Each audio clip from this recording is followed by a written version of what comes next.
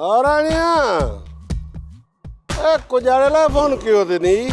जॾहिं सिर्फ़ phone in करे कई आहे त तो पंहिंजे कुतनि खे बछ करे हिक लाचार मिसकीन माण्हूअ सां जुठ करे तू मुड़स माण्हू हाणे लिख पे चनेसर खान।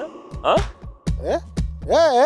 चूई कुजाड़ो तो जेकर ईअं आहे त पोइ चनेसर या तुंहिंजी सरासर बेवकूफ़ी लेख बि समझी वञ। मूंखे इन ॻाल्हि जी ख़बर कोन्हे कहिड़े मिसकीन सी मूं जुठ कई आहे। चाचे मिस्रीअ सां सुञाणी थो न चाचे मिस्रीअ खे? हुन सां तुंहिंजे माण्हुनि ज्यादती कई आहे विड़ियान हुन सां।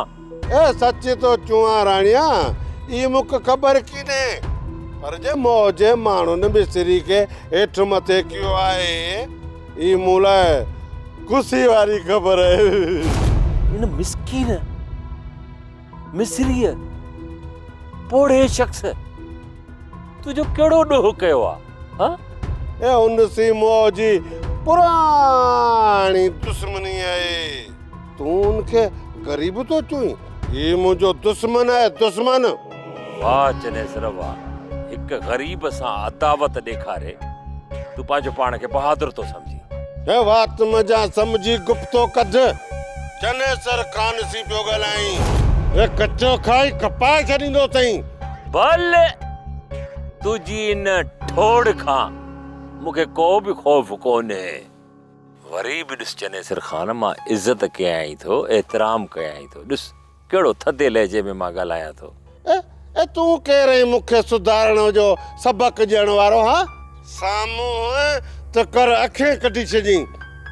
चनेसरा तूं मुंहिंजूं दीदूं कढंदे, हाँ मुंहिंजूं नज़रूं तूं कढंदे, तो में या दीद ही कोन्हे।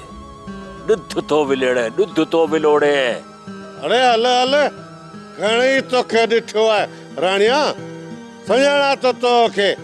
तो वटि उहे नज़रूं ई कोन्हनि जंहिंसां तूं ॾिसी सघीं ऐं कंहिं जवान जो कद काठ ॾिसी सघीं। तोखे मच्छर जे पख जेतिरी बि हिम्मत आहे तो ते वेही सोचियां मूंखे अहिड़ी लाचारी किने। चनेसर तूं छा थो समझी? ही राणो खान तो चनेसर खे मुड़स माण्हू थो समझे? चनेसर तूं त मुंहिंजी चपटीअ जो ख्याल आई। हीअं वॼायमि न धूड़ थी वेंदे धूड़। तूं मोला हेॾड़ो पिचकड़ो माण्हू आहीं, तोसां मूंखे ॻाल्हाइण बि अजीब थो लॻे। बंदि कर फोन, बंदि कर।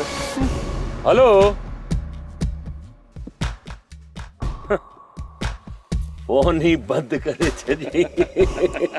थोरो ई दड़को थो ॾियासि न, ठक फोन बंदि थो करे छॾे। सोप सीरियल सारंग जा तमाम एपिसोड्स ॾिसो HD क्वालिटी में। विजिट करियो असांजो YouTube channel Sindh TV HD drama.